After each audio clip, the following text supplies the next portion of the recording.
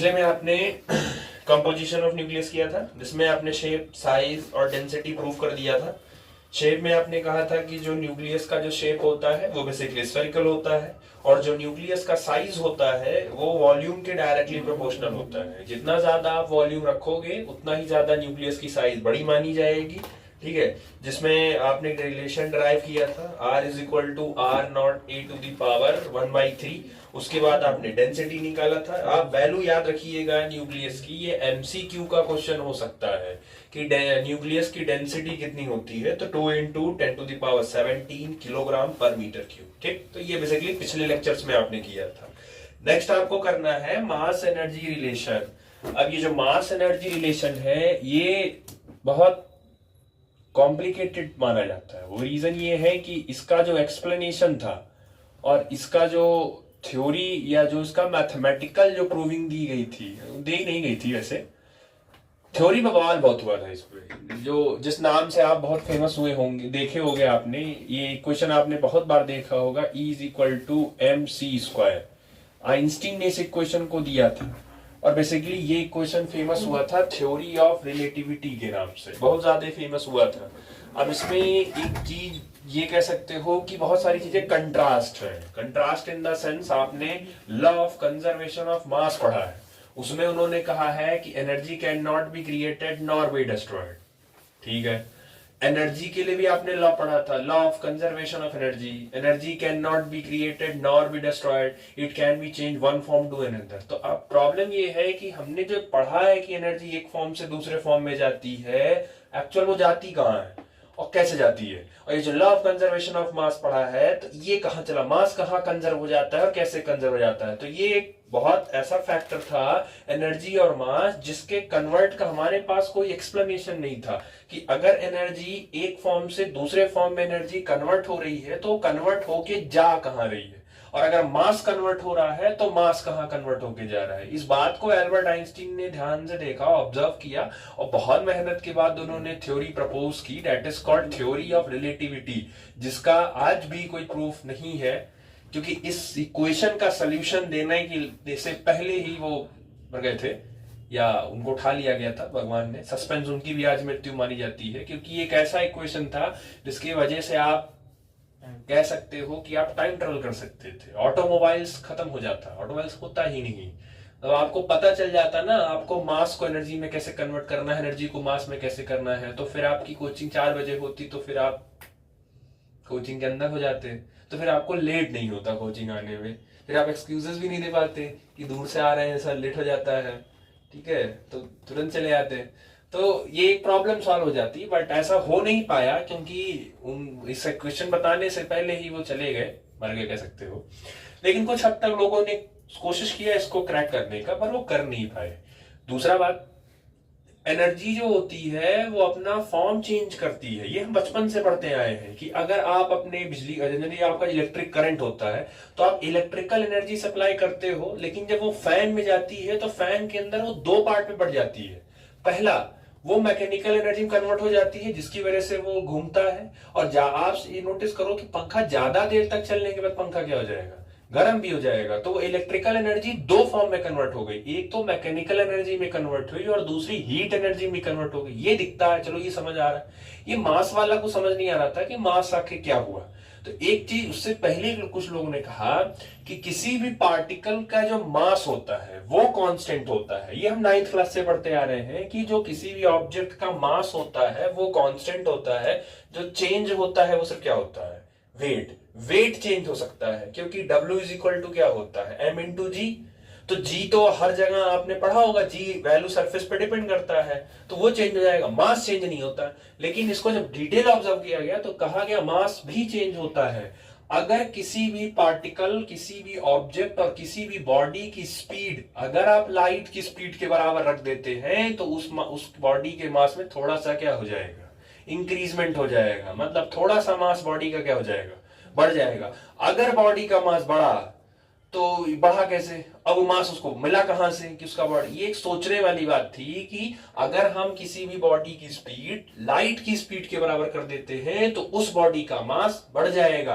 कैसे बढ़ेगा, कौन दिया उस एक्स्ट्रा मास को, वो तो वही सब डिटेल करने के लिए ये generally mass energy relation Einstein ने बाद में दिया और समझाया कि एक्चुअल में क्या होता है, एनर्जी ही कन्वर्ट होती है मास में और मास ही कन्वर्ट होता है in the form of energy में। ये दोनों एक दूसरे से रिलेटेबल जाते हैं। जैसे एक सिंपल एग्जांपल करें, जिस बॉडी का मास ज्यादा होगा उस बॉडी को उठाने में या पिक करने में या ढकेलने में एनर्जी रिक्वायरमेंट भी ज्यादा होती है। अब आप सोचिए, अगर 150 किलो का डंबल है और आपके पास 50 किलो का डंबल है, तो ज्यादा उठाने में एनर्जी किसको लगेगी, 150 वाले में, क्योंकि उसका मास क्या है, ज्यादा। तो जिसका मास ज्यादा है उसका एनर्जी रिक्वायरमेंट भी ज्यादा ले रहा है वो। तो इसका मतलब है कि मास एनर्जी पे कर रहा है रिलेशन, डायरेक्टली डिपेंड कर रहा है। तो मास और एनर्जी का जो रिलेशन था वो डायरेक्टली का था, और सी तो एज अ कांस्टेंट के तौर पर वहां यूज किया गया था। ये जो प्रोपोर्शनैलिटी कांस्टेंट होता है वो यहां पे यूज किया गया था, ठीक है। तो according to Einstein mass and energy are interconvertible, ठीक है। उनके हिसाब से एनर्जी और मास दोनों एक दूसरे में कन्वर्ट हो सकते हैं। ही predicted that if the energy of a body changes by an amount of E, it's masses changes by amount given amount mass m is given by the equation. उन्होंने कहा कि किसी भी बॉडी की एनर्जी अगर E से change हो रही है तो उस बॉडी के मास में भी चेंज हो जाएगा, और कितना चेंज होगा, that is E is equal to mc²। ये उन्होंने बता दिया कि ये चेंज ऐसे ही होगा, ठीक है। जहां पे आपका c जो है वो स्पीड ऑफ लाइट है, दैट इज 3 × 10⁸ मीटर पर सेकेंड। E आपका एनर्जी है और m आपका मास है, ठीक। उसके बाद आता है आपका मास डिफेक्ट ऑफ न्यूक्लियस। ये पूछा जाने वाला क्वेश्चन है, इसका एक न्यूमेरिकल पेपर में आएगा, डैम श्योर है, एक न्यूमेरिकल आएगा पेपर। या तो वो आपसे पूरा इसका फॉर्मूला पूछेंगे, या तो वो आपको एक पूरा एक क्वेश्चन देंगे, वैल्यू सारी गिवन होंगी उसमें, बस आपको वैल्यू पुट करने आना चाहिए। वो तब कर पाओगे जब आपको फॉर्मूला याद होगा। तो ये बेसिकली इसमें पूछेंगे। अब इसमें पूछा जा रहा है कि एक्चुअल मास डिफेक्ट क्या होता है। मास का मतलब समझिए, डिफेक्ट का क्या मतलब होता है, चेंज होना, कुछ गड़बड़ होना, गलत होना, उसी को बोलते हैं डिफेक्ट होना। तो मास डिफेक्ट का मतलब है मास में कुछ चेंज हो रहा है, कुछ गड़बड़ हो रहा है, और एक्चुअली क्यों हो रहा है ये यही समझा रहा है ये, कि जब आपका बॉडी अपना लाइट की स्पीड से चलती है तो उसके मास में थोड़ा सा इंक्रीजमेंट होता है, थोड़ा सा मास चेंज होता है। तो रेस्ट मास और मूविंग मास, उस समय का मास, दोनों में थोड़ा सा चेंज होगा कि नहीं होगा, वो उस समय का जो डिफरेंस आता है मासेस में, उसी को क्या बोलते हैं, मास डिफेक्ट। वेट डिफेक्ट नहीं पढ़ाया जाता है, वो इसलिए क्योंकि वेट ऑलरेडी वेरिएबल होता है, वेट चेंज हो सकता है, तो इसीलिए वेट डिफेक्ट नहीं। लेकिन मास को 9th क्लास से पढ़ाया गया है कि मास कैसी क्वांटिटी है, कांस्टेंट क्वांटिटी है, वो चेंज नहीं हो सकती। लेकिन अगर वो चेंज हो रही है, इसका मतलब कुछ ना कुछ डिफेक्ट हो रहा है उसमें। तो क्यों हो रहा होता है, ऐसा क्या हो रहा होता है जिसकी वजह से मास डिफेक्ट हो जाता है। अब आप पहले एक सवाल का जवाब दीजिए, न्यूक्लियस को कौन बनाता है, कौन लोग मिलकर न्यूक्लियस को बनाते हैं, प्रोटॉन और, तो अगर प्रोटॉन और न्यूट्रॉन आपस में मिल गए, ढेर सारे प्रोटॉन और न्यूट्रॉन आपस में मिलके एक न्यूक्लियस को बनाएंगे, तो उस न्यूक्लियस का मास और उन प्रोटॉन और न्यूट्रॉन जितने आपने मिलाया है उनका मास, किसका मास ज्यादा होगा, किसका मास कम होगा, या दोनों का मास बराबर होगा। क्वेश्चन ये है, अगर 50 न्यूक्लियॉन है, प्रोटॉन न्यूट्रॉन को मिला के क्या बोल सकते हो, न्यूक्लियॉन बोल सकते हो। तो 50 न्यूक्लियॉन अगर आपस में मिलेंगे और जब मिलके वो फॉर्मेशन करेंगे, तो 50 न्यूक्लियॉन मिलके किसका फॉर्मेशन करेंगे, न्यूक्लियस का ही फॉर्मेशन करेंगे। तो ये है 50 न्यूक्लियॉन जो आपस में मिलके न्यूक्लियस का फॉर्मेशन कर लिए। तो मैं पूछ रहा हूं कि न्यूक्लियॉन का और न्यूक्लियस का मास बराबर होगा, कि न्यूक्लियॉन का मास ज्यादा होगा न्यूक्लियस से, कि न्यूक्लियस का मास ज्यादा होगा न्यूक्लियॉन से, बराबर होगा कि कम ज्यादा होगा। मिलके बना रहे तो बराबर होगा। अगर बराबर ही होता तो ऑब्वियस है, तो क्वेश्चन ही ना पूछा जाता। ये भी तो कभी कभी दिमाग लगा लिया करो, अगर बराबर ही होता तो हम इतना जोड़ देके क्वेश्चन ही क्यों पूछते आपसे। अगर वो तो मुझे पता है कि भाई जो जिन चीजों को आप मिला के बना रहे हो तो बराबर ही होगा, बट यही तो नहीं हुआ। जो आपने सोचा कि अगर 50 न्यूक्लियॉन आपस में मिलके न्यूक्लियस का फॉर्मेशन कर रहे हैं, तो हमने यही सोचा था कि हो बराबर होना चाहिए, बट बराबर हुआ नहीं। तो बराबर क्यों नहीं हुआ, अब आप बताइए। इतना तो मैंने बता दिया कि न्यूक्लियॉन का मास और न्यूक्लियस का मास बराबर नहीं है, तो आप बताइए किसका मास ज्यादा होगा, न्यूक्लियन का कि न्यूक्लियस का? मास किसका जानते हो?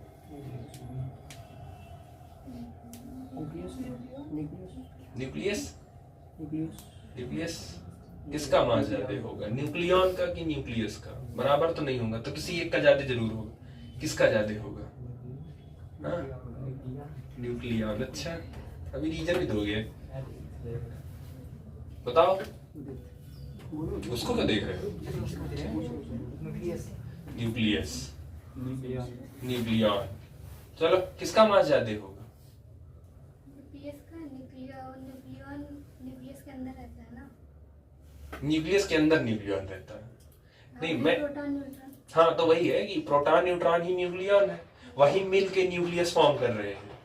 तो फॉर्म करने से पहले का मास और फॉर्म करने बाद का मास, तो बाद का मास तो न्यूक्लियस ही हुआ। तो वही पूछ रहा हूँ, न्यूक्लियस का मास की जो पहले फॉर्म करने न्यूक्लियस, उनका किसका मास ज्यादा होगा? करने के बाद मतलब न्यूक्लियस का मास ज्यादा होगा। ठीक है, किसका ज्यादा होगा? न्यूक्लियन का। अभी कहेगी न्यूक्लियन का।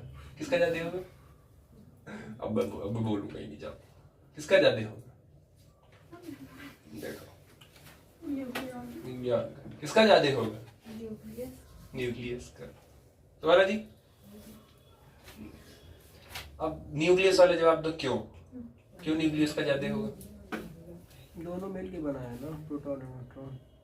तो बराबर ही तो मिलके बनाए हैं, तो बराबर ही, उस हिसाब से तो बराबर होना चाहिए। तो आप कह रहे सेम होगा नहीं? तो हम तो बोल रहे, तो पहले ही बोल दिए कि सेम नहीं है, तो पहले वाला क्लियर कर दिए कि सेम नहीं होगा, तो किसी एक का ज्यादा होगा। और न्यूक्लियन का क्यों ज्यादा होगा? एग्जाम्पल देखे बता सकते हाँ बिल्कुल, देखिए बताओ। सर, जैसे अगर एक ग्लास में पानी ले और वही सेम अमाउंट दूसरे ग्लास में डालते तो भी पहले वाले ग्लास में थोड़ा पानी बचा रह जाता है। कुछ वैसे याद नहीं मुझे।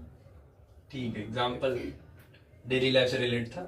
ठीक है, और उसको समझाने का मतलब ये है, अगर आप एक ग्लास में पानी लेते हो, ठीक है, पूरा भर लो या आधा भर लो, ml फिक्स कर लो कि 500 ml 10 लीटर 5 ml 10 ml जितना लिए हो, एज इट इज, एक भी बूंद नीचे गिरे बिना आप उस ग्लास को दूसरे ग्लास में ट्रांसफर लो। एग्जैक्ट उतना अमाउंट ट्रांसफर नहीं कर पाओगे, कुछ ना कुछ अमाउंट पिछले वाले ग्लास में रह जाएगा। तो एग्जाम्पल ठीक था, समझाने के पॉइंट ऑफ व्यू से सही था। अब एक्चुअल क्या है, आप समझिए कि मास डिफेक्ट क्यों पढ़ाया जा रहा है। ये हमारा एक, जैसे एक होता है हमारा जनरल जनरल कंसेप्शन होता है कि ऐसे ऐसे है तो ऐसे होना चाहिए। हमने ये सोचा कि न्यूक्लियस को न्यूक्लियन ही बना रहा है, ठीक है, कंसेप्चुअल है, आप धरेंगे अब। हमारा ये जनरल कंसेप्शन था, क्योंकि ये कंसेप्चुअल क्वेश्चन है, ये कंसेप्चुअल पार्ट है, इसलिए ध्यान से सुनिएगा।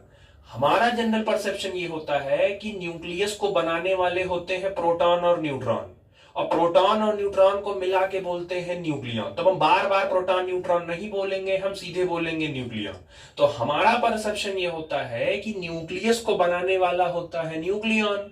तो अगर 10 न्यूक्लियन मिलके अगर इकट्ठा 50 न्यूक्लियन हमने एक साथ इकट्ठा किया, तो जब न्यूक्लियस का फॉर्मेशन करेगा तो पहला परसेप्शन हमारे हो जाता है कि जब 50 लोग मिलके बना रहे हैं तो न्यूक्लियस का मास और न्यूक्लियन का मास क्या होगा?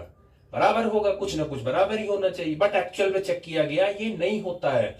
जितने न्यूक्लियन आपस में कंबाइन होके जब न्यूक्लियस का फॉर्मेशन करते हैं तो उतना एग्जैक्ट मास उन दोनों का बराबर नहीं आता है। अब आप ये सोचिए कि न्यूक्लियन बोलते बेसिकली प्रोटॉन और न्यूट्रॉन को है, तो जब तक वो प्रोटॉन और न्यूट्रॉन है तब तक वो अलग अलग हैं, लेकिन जैसे ही वो एक दोनों साथ आएंगे तो जब न्यूक्लियस के अंदर जाएंगे, न्यूक्लियस का फॉर्मेशन करेंगे, तो उनकी स्टेबिलिटी कम होगी कि ज्यादा?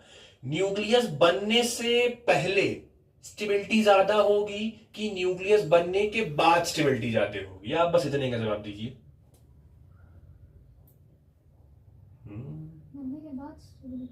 कॉमन सेंस है, न्यूक्लियस बनने के बाद स्टेबिलिटी, क्योंकि तभी तो बन रहा है, क्योंकि स्टेबिलिटी।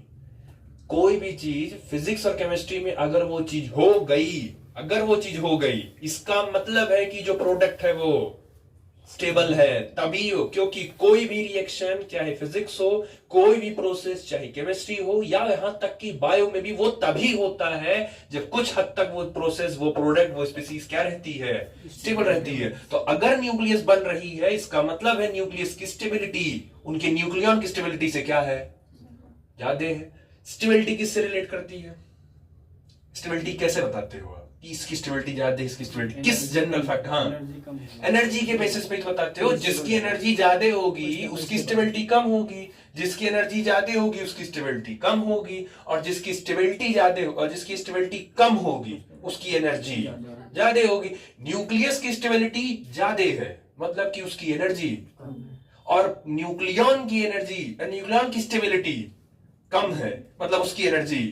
आप समझो, न्यूक्लियन की स्टेबिलिटी कम है तो उसकी एनर्जी, तो हाई एनर्जी पे है वो, और वो फॉर्म कर रहा है न्यूक्लियस को, और न्यूक्लियस की एनर्जी क्या है? तो हाई एनर्जी से लो एनर्जी गया तो इसका मतलब है कुछ ना कुछ एनर्जी बाहर हुआ होगा ना, और अगर कुछ एनर्जी बाहर हुआ होगा तो energy can be converted into mass. Einstein यही तो बोल कर गए। तो अगर एनर्जी मास में कन्वर्ट हो सकता है तो पहले का मास और बाद का मास बराबर होगा, क्योंकि कुछ एनर्जी तो मास के फॉर्म में क्या कर दी जाएगी। अब यही जो एनर्जी मास के फॉर्म में निकल जा रही है, डिसअपियर हो जा रही है, that mass is known as mass defect, क्योंकि वही निकल के जा। अब आपको यही पता करना है कि एक्चुअल कितना मास निकल रहा है। 40 जूल पे हो, 20 जूल पे आ गए, अब कितने का लॉस हो रहा है? तो आपको पता है ना कि 40 माइनस 20 कर देंगे तो पता चल जाएगा कि 20 जूल का लॉस हुआ है। तो यहां तो क्लियर कर लिए। अब यहां प्रॉब्लम ये है कि आप हो एनर्जी पे और आपका मास भी रिलेट कर रहा है, तो आपको ये एग्जैक्ट आप डाटा क्लियर नहीं कर पाओगे यहाँ पे। तो आपको एक पर्टिकुलर इक्वेशन चाहिए जिसकी वजह से कितना का लॉस हो रहा है और कितने के लॉस होने से आपकी स्टेबिलिटी बढ़ रही है, वही आपको यहाँ बताना है। क्या समझाना चाह रहे थे, समझ आया? कि मास ऑफ न्यूक्लियन अगर एक तरफ है और मास ऑफ न्यूक्लियस एक तरफ है तो किसका मास ज्यादा होगा, न्यूक्लियन का कि न्यूक्लियस का? न्यूक्लियन का मास ज्यादा होगा और न्यूक्लियस का मास कम होगा, क्योंकि न्यूक्लियन से न्यूक्लियस बनते समय कुछ एनर्जी रिलीज कर दी गई है, और वो एनर्जी रिलीज की गई है किस फॉर्म में? मास। क्योंकि आइंस्टीन ने कहा था कि energy can be converted into mass, इसका मतलब कुछ मास कन्वर्ट हुआ, और मास अगर कन्वर्ट हुआ तो मास पहले से घटेगा। वो जो मास घट रहा है, जो कम हो रहा है, दैट घटा हुआ mass is known as mass defect. उसी को बोलते हैं मास डिफेक्ट। समझ आए? ठीक। It is found that the rest mass of the nucleus of a stable atom, ध्यान से सुनिएगा, it is found that the rest mass of the nucleus of a stable atom is always less than the sum of the masses of constituent nucleon।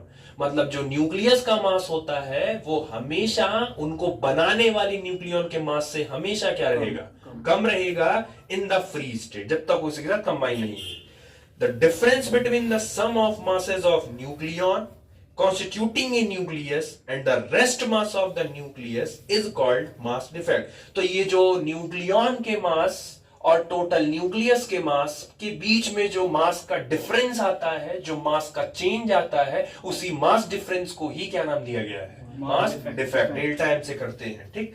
तो अगर आपसे कोई ये कहे कि मास डिफेक्ट आप निकालिए, अगर आपसे कोई ये कहता है कि मास डिफेक्ट निकालो, तो ये बताओ डिफरेंस निकालते समय हमेशा क्या करते हैं? फाइनल माइनस किसका, मतलब बड़े वाले में से छोटे घटाते हैं, किसका मास बड़ा है? न्यूक्लियस का कि न्यूक्लियन का? तो इसका मतलब आप ये कह सकते हो कि मास ऑफ न्यूक्लियन, जो भी न्यूक्लियन का मास होगा उसमें से किसका मास आप घटा दीजिए?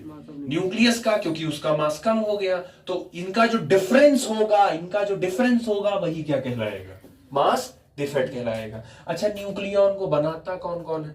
कौन कौन बनाएगा? तो इसको आप लिख सकते हो mass of proton plus mass of neutron minus mass of nucleus. ठीक। तो ये सब थोड़ा ध्यान रखना, यही सब वो पूछेंगे कि मास डिफेक्ट क्या होता है, ये क्या होता है। ठीक है। दूसरा, अगर आपके पास कोई एलिमेंट है, कोई भी एलिमेंट है, रैंडमली अगर कोई भी एलिमेंट है, तो मान लो एक्स है, तो कुछ चीजें हैं, किसी भी एलिमेंट के पास कुछ चीजें होती हैं, जैसे उसका एटॉमिक नंबर, उसका मास नंबर, उसका एटॉमिक मास। और अनफॉर्चुनेटली किसी भी एलिमेंट का मास नंबर और एटॉमिक मास दोनों क्या होता है? सेम होता है। मास नंबर और एटॉमिक मास सेम होता है। काहे होता है, क्यों होता है, वो आपको ही समझना है। पढ़ चुके हो ऑलरेडी, पढ़ा भी चुके हैं। वो अनफॉर्चुनेटली दोनों का सेम होता है क्योंकि मास और नंबर है। एटॉमिक नंबर 9th क्लास में पढ़ाया गया था, एटॉमिक नंबर को Z से डिनोट करते हैं और यही लिखते हैं, किसी भी एलिमेंट के बॉटम साइड लेफ्ट में लिखते हैं। और जो मास नंबर होता है वो आप ऊपर लिखते हो, तो ऊपर चाहे लेफ्ट लिखो चाहे राइट लिखो, डजेंट मैटर, लेकिन आप ऐसे लिखो, थोड़ा देखने में अच्छा लगता है। जैसे ऑक्सीजन का जो मास होता, ऑक्सीजन का जो एटॉमिक नंबर होता है वो होता है 8, वो यहां लिखाएगा, और उसका जो मास होता है 16, वो यहां लिखाएगा। समझ आया? सोडियम का जो एटॉमिक नंबर होता है वो होता है 11, वो यहां लिखाएगा, और उसका जो एटॉमिक मास या जो मास नंबर होता है वो यहां लिखाएगा। समझ आया रिकंटेशन में? तो आपका Z हो गया एटॉमिक नंबर और A हो गया आपका मास नंबर। ठीक, तो दो चीजें तो हो गई। दूसरा, अगर मैं ये कहूं कि ये एलिमेंट न्यूट्रल है, ध्यान है पिछले वाले के ऊपर है, ये न्यूट्रल है, अगर ये न्यूट्रल है तो बताओ उदित, बताओ इसका एटॉमिक नंबर 8 है, तो इसके अंदर इलेक्ट्रॉन कितने होंगे? इसके अंदर इलेक्ट्रॉन कितने होंगे? 2। अच्छा, 2 होंगे। बताओ जी कितने इलेक्ट्रॉन होंगे इसके अंदर? 8 होंगे। कितने प्रोटॉन होंगे इसके अंदर? 6। अच्छा, 6। मारे चिपक जाओगे ऊपर। कितने होंगे? 8 होंगे। एलिमेंट अगर न्यूट्रल कंडीशन में है तो Z बराबर P बराबर E। सिंपल सा तो था, जब उसको कोई चार्ज नहीं। अरे बेसिक केमिस्ट्री भाई 9th पढ़ाई जाती है। इसका 11 हो गया, इसके अंदर इलेक्ट्रॉन कितना हो गया? कितना हो गया उदित? 11। हाँ, कितना प्रोटॉन हो गया? 11। ठीक, अब आता है न्यूट्रॉन निकालना। न्यूट्रॉन निकालने का तरीका क्या बताए थे? याद है कैसे निकाले जाते? सर में से पैर घटा दो। सर क्या है? Atomic number, sorry atomic mass या मास नंबर, ये क्या है? तो अगर आपको न्यूट्रॉन चाहिए तो सर में से पैर घटा दो, इसका मतलब 16 में से 8 गया, 8 बचा। इसका न्यूट्रॉन निकालना हो 23 में से 11 गया, 12। इसका मतलब है कि अगर आपको न्यूट्रॉन निकालना है किसी भी एलिमेंट के अंदर कि न्यूट्रॉन कितना है, तो आप क्या लिख सकते हो? एटॉमिक मास या मास नंबर माइनस लिख सकते। ये फॉर्मूला बना सकते हो कि नहीं बना सकते हो? कहीं कॉपी में लिखना होगा तो ये लिखोगे ना, A माइनस Z। A क्या होता है? Mass number. Z क्या होता है? एटॉमिक। तो न्यूट्रॉन निकालने का तरीका, सर में से पैर माइनस कर दो, क्योंकि सर पे हमेशा मास नंबर बैठता है और पैर पे हमेशा एटॉमिक नंबर बैठता है। ठीक, तो वो हो गया। चलो ये आ गया समझ में। अब एक चीज और देखो, चलो इसे करते रहे। अब ये बताओ ध्यान से, delta M is equal to, आपसे चलो न्यूक्लियॉन को आपने लिखा प्रोटॉन का और प्लस न्यूट्रॉन का मास। अच्छा, प्रोटॉन का नंबर, जितना नंबर होगा, 10 प्रोटॉन है, 11 प्रोटॉन है, 12 प्रोटॉन है, तो पहले नंबर क्लियर करना पड़ेगा। फिर जितना नंबर होगा और सारे प्रोटॉन का मास सेम होगा कि डिफरेंट? सेम होगा ना। तो खाली आप नंबर पता कर लीजिए कि कितने हैं और फिर उनको उनसे क्या कर दीजिए? मल्टीप्लाई कर दीजिए। प्रोटॉन का मास कितना होता है? प्रोटॉन का मास कितना होता है? 1.672 अच्छा, 672।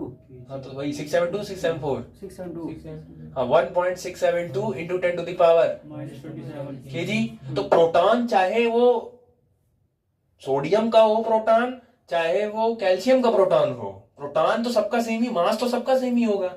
नंबर के बेसिस पर ही तो वो डिफर कर जाते हैं कि सोडियम के पास 11 प्रोटॉन है और कैल्शियम के पास कितना प्रोटॉन है? 20 प्रोटॉन है। प्रोटॉन के नंबर पे ही तो एलिमेंट का भार, डेंसिटी सब डिसाइड कर रहा है भाई। और आप सोचो कि हाइड्रोजन के पास एक ही प्रोटॉन है, और वहीं अगर चेक करो तो मान के चलो जिंक के पास 30 प्रोटॉन है, तो लगभग उससे 30 टाइम ज्यादा पड़ रहा है वो। तो प्रोटॉन शायद ना, मास तो सबका सेम होगा, बस आपको पता क्या करना है उनका नंबर। अगर एलिमेंट न्यूट्रल है, ध्यान सुनना, अगर एलिमेंट न्यूट्रल है तो जितना प्रोटॉन होगा उतना ही उसका एटॉमिक नंबर होगा कि नहीं होगा? तो अगर मुझे एटॉमिक नंबर, वैसे भी प्रोटॉन का डेफिनेशन, एटॉमिक नंबर का डेफिनेशन किस पर डिपेंड कर रहा था? प्रोटॉन पे तो कर रहा था। मतलब कि जितना एटॉमिक नंबर उतना ही उसके अंदर, या जितना उसका प्रोटॉन उतना उसका एटॉमिक नंबर। तो आप सीधे सीधे पहले नंबर पता करो भाई, आप पहले नंबर पता करो कि प्रोटॉन का कितने प्रोटॉन प्रेजेंट है।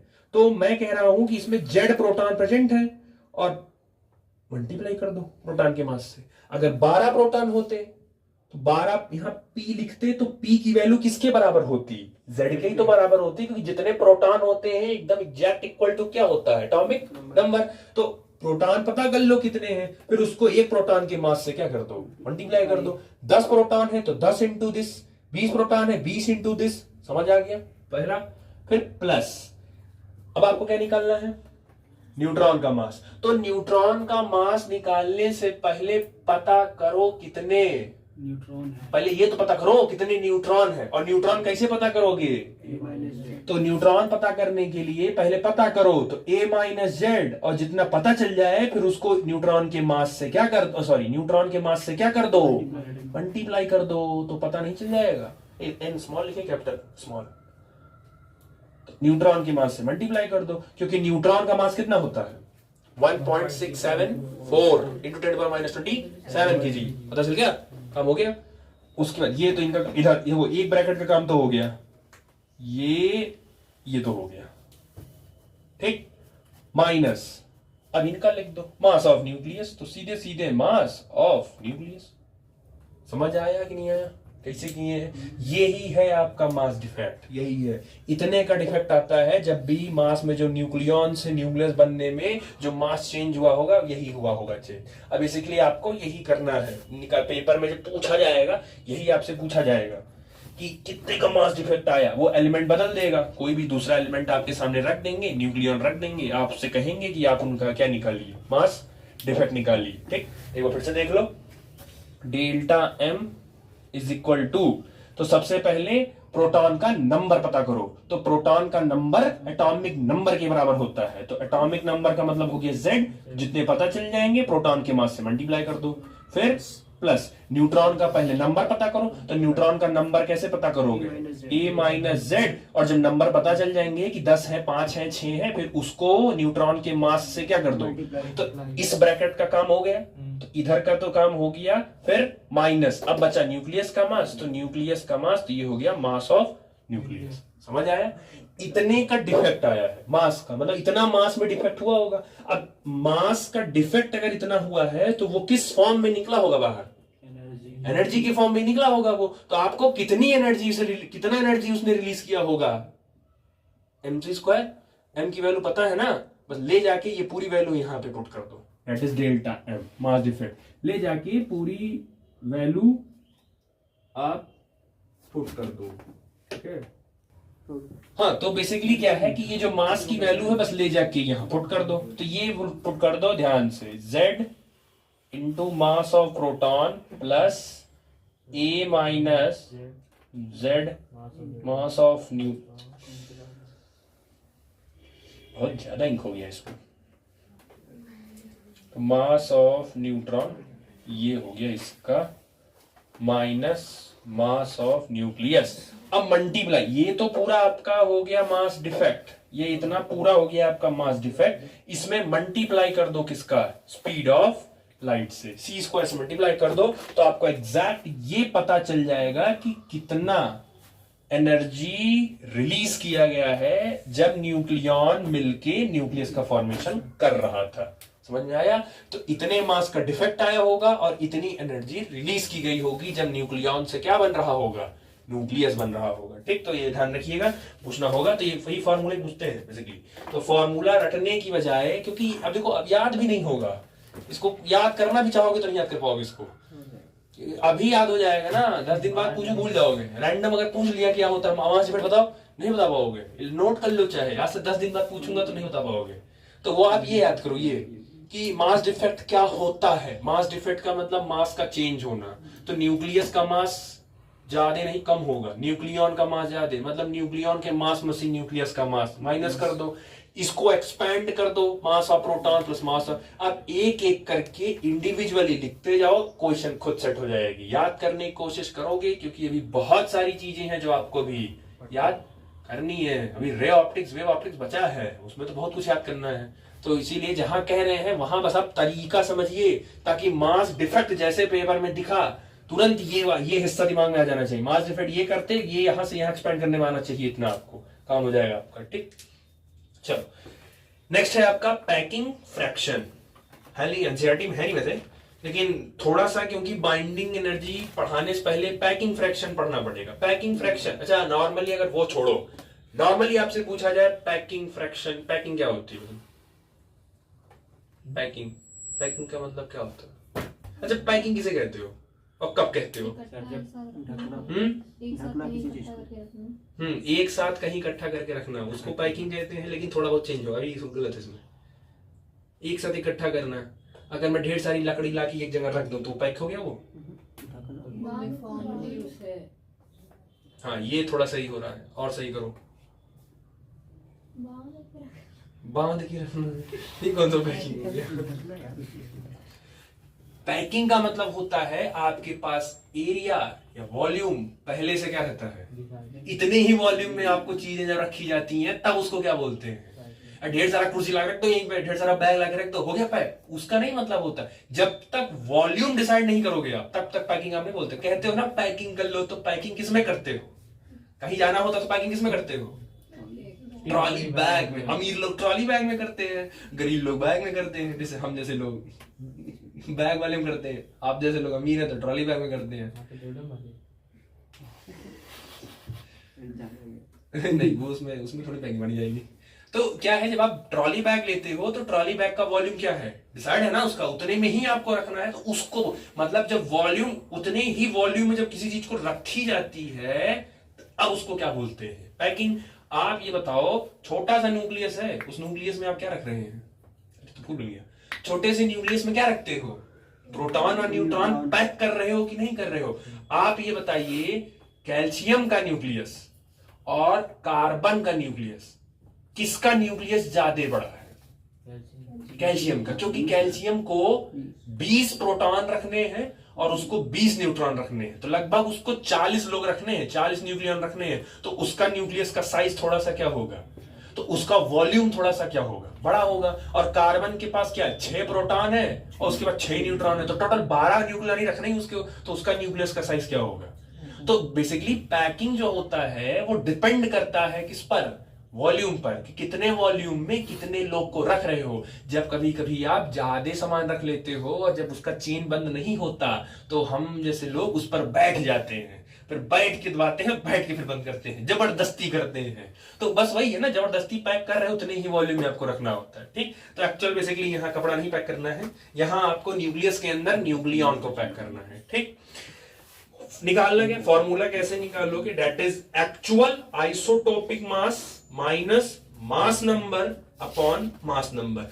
कोई बहुत ज्यादा इंपॉर्टेंट फॉर्मूला नहीं है, बस डेफिनेशन याद रखिएगा इसकी, उससे ज्यादा कोई रोल प्ले नहीं आएगा इसका, ठीक। पैकिंग फ्रैक्शन पॉजिटिव भी हो सकता है, पैकिंग फ्रैक्शन नेगेटिव भी हो सकता है, एंड हो गया। हाँ, तो पैकिंग फ्रैक्शन आपका पॉजिटिव भी होता है, नेगेटिव भी होता है, एंड जीरो भी होता है। That is packing fraction of carbon, carbon लिखा है क्या, लियो सी, हाँ सी है, सी 40, कैल्शियम होना चाहिए वो, पीछे ही पीछे ही सी था कि सी ए था वो, सर सी है 40, सी 40 है, सी है वो, प्रिंटिंग मिस्टेक हुई है, वो प्रिंटिंग मिस्टेक हुई है। तो ठीक है, पैकिंग फ्रैक्शन बेसिकली पॉजिटिव भी होता है, नेगेटिव भी होता है, जीरो से। तो आपसे फॉर्मूला नहीं पूछा जाएगा, वो होता क्या, मतलब क्या आप उससे कंक्लूजन निकालते हो, निष्कर्ष क्या निकालते हो वो।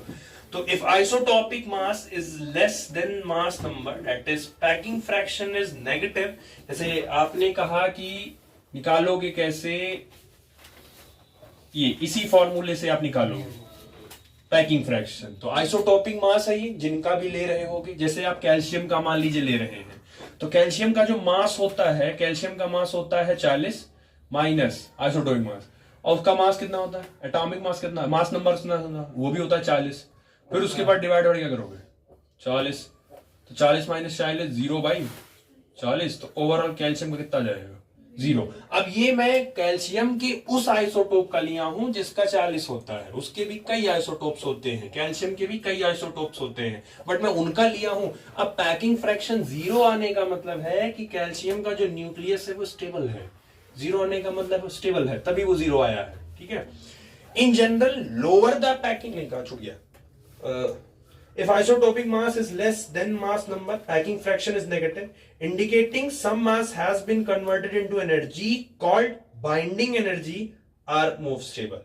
तो अगर आपका ये पैकिंग फ्रैक्शन नेगेटिव आ रहा है तो इसका मतलब है कुछ ना कुछ एनर्जी वो रिलीज की गई है। तो वो जो एनर्जी रिलीज कर दी जाती है बेसिकली वो एनर्जी होती है जिस एनर्जी से कोई भी न्यूक्लियस अपने न्यूक्लियन को पकड़ के रखता है अपने पास, वही बाइंडिंग एनर्जी कहलाती है। ठीक है, in general lower the packing fraction greater is the binding energy per nucleon and hence greater is the stability. Packing fraction जितना आप लो रखोगे greater is the binding energy per nucleon पर पकड़ ज्यादा होगी, और पर न्यूक्लियन पर अगर पकड़ ज्यादा है तो उस समय उस एटम की या उस न्यूक्लियस की स्टेबिलिटी ज्यादा है। जिनके पास 11 बच्चे हैं तो पर बच्चे पे पकड़ कम होगी कि ज्यादा, और जिनके पास 2 बच्चे हैं तो पर बच्चे पकड़ क्या होगी, आप समझे। पर न्यूक्लियन की बाइंडिंग एनर्जी अगर ज्यादा है तो ओवरऑल न्यूक्लियस की स्टेबिलिटी क्या रहेगी, ज्यादा। और बाइंडिंग एनर्जी पर न्यूक्लियन अगर कम पड़ रही है तो अगर पर न्यूक्लियन पे ही पकड़ कम हो रही है तो फिर आप न्यूक्लियस की स्टेबिलिटी नहीं कर पाओगे। तो पैकिंग फ्रैक्शन किसको इंट्रोड्यूस करवाया, किस फैक्टर को इंट्रोड्यूस करवाया, वो बाइंडिंग एनर्जी को इंट्रोड्यूस करवा दिया कि पैकिंग फ्रैक्शन ही डिसाइड करता है कि कितना न्यूक्लियन पैक हुआ है और कितना न्यूक्लियन पैक नहीं हो पाया है। आपने कपड़ा पैक किया तो कितने कपड़े उसमें सही सलामत हैं और कितने कपड़े उसमें सही सलामत नहीं पैक हो पाए हैं। तो वो डिपेंड करता है कि आपने उस ट्रॉली के अंदर कैसे कपड़े को एडजस्ट किया है, पर कपड़े पर आपने कैसा अपना फोड़ दिया है। जैसे आपके कुछ कपड़े ऐसे होते हैं जो खराब नहीं होने चाहिए, तो उसका भी रखने का तरीका होता है। जिस कपड़े को आपको ज्यादा जरूरत है वो खराब ना हो, वो कपड़ा हमेशा कहाँ रखा जाएगा, बॉटम में। वो हमेशा पार्टी के बॉटम में रखा जाता है जिस कपड़े को आप चाह रहे हैं, क्योंकि नीचे रखोगे तो वो उसके ऊपर घासते जाओगे तो फ्लैट ही होता जाएगा ना। लेकिन जिस कपड़े को बहुत ज्यादा जरूरत नहीं है या चलो खराब भी हो तो वो कपड़ा हमेशा कहाँ जाएगा, वो ऊपर ही जाएगा। तो आपकी पैकिंग पर डिपेंड कर रहा है, पर कपड़ा पे आपका क्या है, पकड़ आपकी क्या है, वो वही बाइंडिंग एनर्जी कहलाती है। ठीक है, नेक्स्ट आपको हेडिंग दे दी गई है, बस आप इतना जानो कि पैकिंग फ्रैक्शन ने इंट्रोड्यूस किया था बाइंडिंग एनर्जी को। नेक्स्ट है आपका binding energy. The binding energy of a nucleus is defined as the minimum energy. पहली बात तो ये मिनिमम एनर्जी है, ये ध्यान रखिएगा, बाइंडिंग एनर्जी आपकी मिनिमम एनर्जी होती है। Required to separated nucleons and place them at rest at infinite distance apart. एक तो डेफिनेशन ये दे रहे हैं, दूसरी डेफिनेशन वो दे रहे हैं the binding energy of a nucleus may be defined as the energy equivalent to the mass defect of the nucleus, जो कि वो पिछले वाले से कह रहे हैं। मतलब दूसरा डेफिनेशन वो कह रहा है कि जितना भी मास डिफेक्ट होता है वो इक्विवेलेंट होता है उसमें से निकलने वाले एनर्जी के, मतलब बराबर होता है। तो जितना ज्यादा मास डिफेक्ट होगा उतना ज्यादा उसमें से एनर्जी रिलीज होगी, और जितना ज्यादा एनर्जी रिलीज होगी बेसिकली उस पर्टिकुलर की बाइंडिंग एनर्जी उतनी क्या होती जाएगी, उसे पकड़ उसकी कम हो जाएगी, और उसी पकड़ को क्या बोला गया है, बाइंडिंग एनर्जी बोला गया है। ठीक, या पहली डेफिनेशन आपसे कह रही है कि वो मिनिमम एनर्जी होती है जो न्यूक्लियन को सेपरेट, उसके न्यूक्लियस से सेपरेट करके आप अलग उसको रख सकें।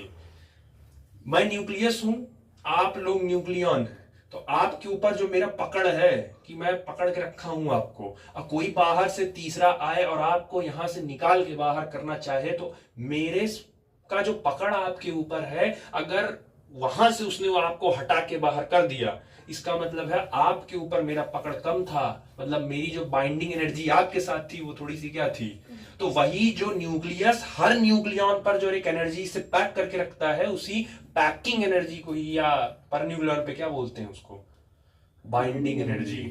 आप है न्यूक्लियन, मैं हूं न्यूक्लियस, तो सबके ऊपर मैं पकड़ करके रखा हूं। जैसे मम्मी पापा हो गए, मान लो पापा है या मान लो दादाजी है, बहुत लोगों के घर में दादाजी लोग बहुत स्ट्रिक्ट होते हैं, उससे उनसे सब डरते हैं। तो अगर वो मना कर दिए तो फिर किसी की हिम्मत नहीं है कुछ कराने की या कहीं जाने की या कहीं कुछ करने की, तो वो वही सबके ऊपर पकड़ रखते हैं। उनकी पकड़ अगर ढीली हुई तो फिर सब धीरे धीरे ढीले होते चले जाएंगे। तो वही कह रहा है कि अगर मैं अगर न्यूक्लियस हूं तो आप मेरी न्यूक्लियन है। अगर आपको कोई यहां से निकाल के बाहर लेके चला गया, इसका मतलब मेरी पकड़ आप पे क्या थी, तो मतलब मेरी बाइंडिंग एनर्जी, आपकी जो बाइंडिंग एनर्जी थी मेरे साथ पर न्यूक्लियन, वो क्या थी, भाई एक को निकाल लिया, दूसरे को नहीं निकाल पा रहा है, मतलब जिसको नहीं निकाल पा रहा है उस पे मेरी बाइंडिंग एनर्जी पर न्यूक्लियन क्या थी, ज्यादा थी, और जो निकल के बाहर चला गया मतलब उस पे मेरी बाइंडिंग एनर्जी पर न्यूक्लियन क्या थी, कम थी। ठीक है, तो ये ध्यान रखना। ठीक है, तो जितना मास डिफेक्ट होता है, जितना भी मास डिफेक्ट हो रहा है, बेसिकली वो इक्विवेलेंट है किसके, एनर्जी के, वो वही बाइंडिंग एनर्जी भी कहलाती है। यानी कि अल्बर्ट आइंस्टीन के आ गया, ये अल्बर्ट आइंस्टीन ने जो अभी थोड़ी देर पहले कहा था कि कोई भी जो मास और एनर्जी होती है वो इंटर कन्वर्टेबल होती है, that is E is equal to delta MC square. तो ये जो E है बेसिकली ये E कौन सी एनर्जी है, यही बाइंडिंग एनर्जी है। तो यही आपकी binding energy is equal to, चलो बताओ याद है कि नहीं, भूल गया अभी जो लिखे थे फॉर्मूला, याद है किसी को, ZMP minus E minus Z, ZMP plus bracket में E minus Z, E minus Z, मास कौन सा n, क्या था स्मॉल n, न्यूट्रॉन है गलत? न्यूट्रॉन सर, फिर माइनस M माइनस M फिर न्यूक्लियस, न्यूक्लियस ये तो मास डिफेक्ट हुआ मल्टीप्लाई में C स्क्वायर, यही आपकी बाइंडिंग एनर्जी है। तो बेसिकली जो अल्बर्ट आइंस्टाइन एनर्जी कहा था उसी को थोड़ा एडवांस करके एक्चुअल वो जो एनर्जी होती है बेसिकली यही बाइंडिंग एनर्जी आपकी होती है। इतनी की एनर्जी से कोई भी न्यूक्लियस अपने न्यूक्लियन पकड़ बना कर रखता है। यही जब पर न्यूक्लियन कम होता जाता है तो वही फिर वो निकलते जाते हैं। अब आप ये बताइए, ध्यान सुनना, इतना तो क्लियर हो गया ना कि यही आपका बाइंडिंग एनर्जी है। हर न्यूक्लियस इतना ही एनर्जी से अपनी न्यूक्लियन को पकड़ के रखता है। क्या बताइए समझ में, हर न्यूक्लियस अपनी न्यूक्लियन को इतनी एनर्जी से पकड़ के रखता है। समझ आ गया? अगर मैं ये कहूं कि जो न्यूक्लियस पकड़ के रख रहा है, अगर पर न्यूक्लियन पर देखा जाए, अगर पर न्यूक्लियन पर उसकी बाइंडिंग एनर्जी कम हुई तो न्यूक्लियन बाहर निकलेगा कि नहीं निकलेगा? अगर बाइंडिंग एनर्जी पर न्यूक्लियन कम हुई तो न्यूक्लियन बाहर निकलेगा कि नहीं निकलेगा?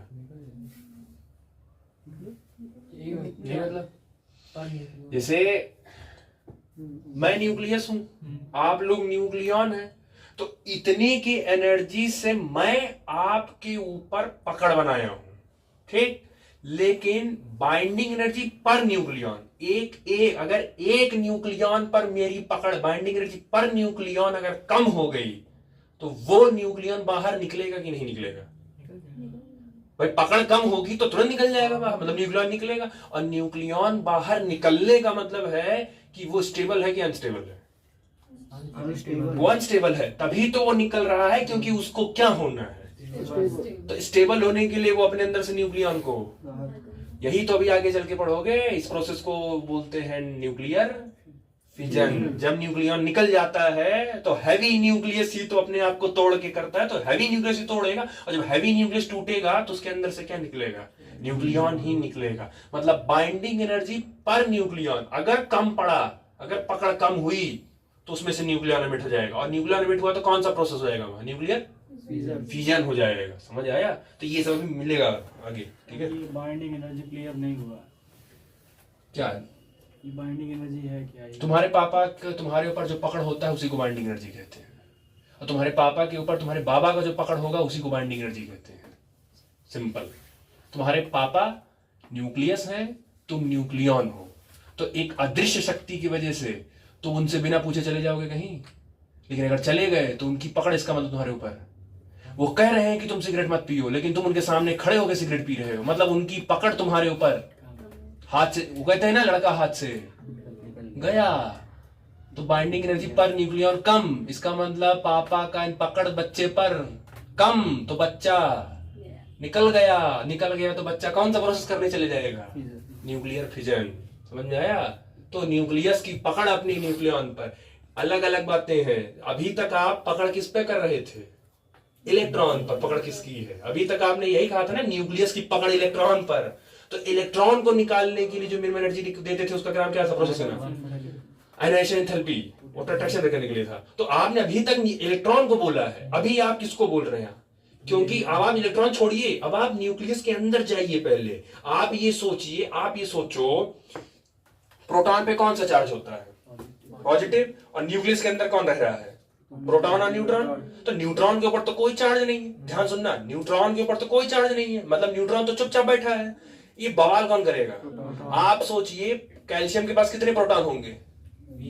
20 प्रोटॉन होंगे। 20 प्रोटॉन का मतलब है 20 पॉजिटिव चार्ज, और 20 पॉजिटिव चार्ज उसी छोटे से न्यूक्लियस में है, and we know that positive charge same charges.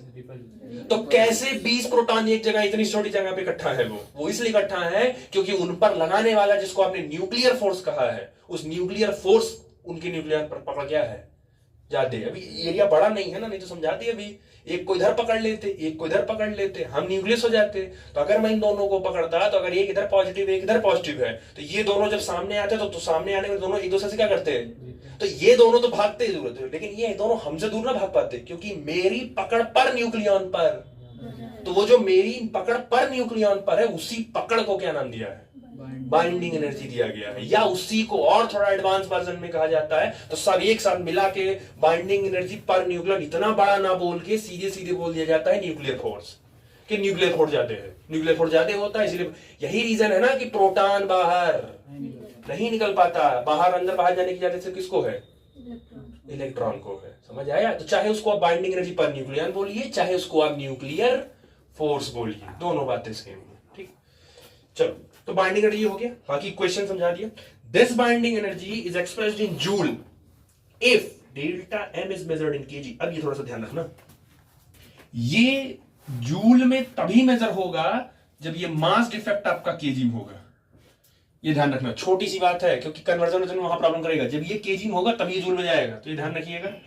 If delta M is measured in AMU then binding energy, अगर आपका डेल्टा एम AMU में मेजर हुआ तो binding energy as it is सब आपकी फिर AMU चली जाएगी। तो आपका पूरा एनर्जी भी एज इट इज पूरा सब सेम रहेगा। लास्ट में आपको तब इसको आगे भी क्या लिखना पड़ेगा? AMU। ठीक, बाद में एक शॉर्टकट रिलेशन दे दिया है, binding energy is equal to mass defect into 931, और ये किसमें मेजर हो जाएगा? ये रिलेशन है डायरेक्ट का, मेगा इलेक्ट्रॉन वोल्ट में चला जाएगा आपका। ठीक है, अगर ये किलोग्राम में है तो ये जूल में होगा, लेकिन अगर ये पूरा AMU में गया तो आपको एज इट इज फिर इसको इलेक्ट्रॉन वोल्ट में ले जाना पड़ेगा। तो उसके लिए आप क्या करना, कुछ नहीं करना, सीधे सीधे आप पहले इसको कैलकुलेट कर लेना, डेल्टा एम कैलकुलेट कर लेना, जब ये, और उसके बाद आप C² ये भी पूरा कैलकुलेट कर लेना, और लास्ट में ले जाके 931 से मल्टीप्लाई कर देना, आपको एनर्जी किस मिल जाएगी? मेगा इलेक्ट्रॉन वोल्ट मिल जाएगी पूरी। समझ आए? मेगा मतलब कितना? 10 टू द पावर 6, और इलेक्ट्रॉन का वोल्ट का मतलब 1.6 इंटू 10 टू द पावर, याद है? 1 electron volt is equal to, याद है ना? इलेक्ट्रॉन वोल्ट से वर्क फंक्शन जब पढ़ा रहे थे तो बोले थे कि अगर वर्क फंक्शन अगर 2 इलेक्ट्रॉन वोल्ट है, इसका मतलब कितनी एनर्जी है? 2 इंटू 1.6 लगभग 3.2 इतना आएगा। तो इलेक्ट्रॉन वोल्ट से किसमें? जूल में कन्वर्ट करने आना चाहिए, पिछले बढ़ा दिए, तो ये ध्यान रखिएगा। ठीक, चलो, उसके बाद आता है आपका बाइंडिंग एनर्जी पर न्यूक्लियन, जो कि समझा दिया।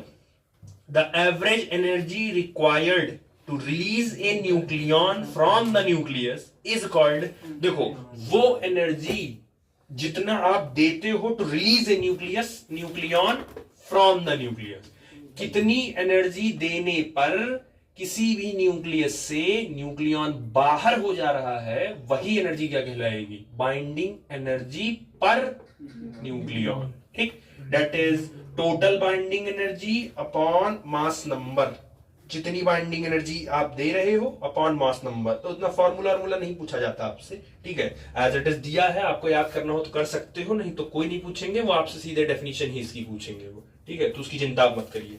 हाँ, बस इतना ध्यान रखिएगा कि बाइंडिंग एनर्जी पर न्यूक्लियन जितनी ज्यादा रहेगी, ये जितनी ज्यादा रहेगी, मतलब पकड़ उतनी मजबूत है, और पकड़ मजबूत है तो उस न्यूक्लियस की स्टेबिलिटी भी ज्यादा होगी, और अगर स्टेबिलिटी ज्यादा होगी तो वो कोई भी रेडियो एक्टिव फिनोमेना, मतलब ना तो वो न्यूक्लियर फिजन करेगा और ना ही न्यूक्लियर फ्यूजन करेगा। तो ये ध्यान रखिएगा, जिसका बाइंडिंग एनर्जी पर न्यूक्लियन कम ज्यादा हुआ फिर वही जाएगा या तो फिजन करने या तो फ्यूजन करने, बाकी लोग नहीं जाते हैं। ठीक, नेक्स्ट एनसीईआरटी में सिलेबस के हिसाब से तो दिया नहीं है बाइंडिंग एनर्जी कर, लेकिन कर बनाए हो कर कोई नहीं बनाए,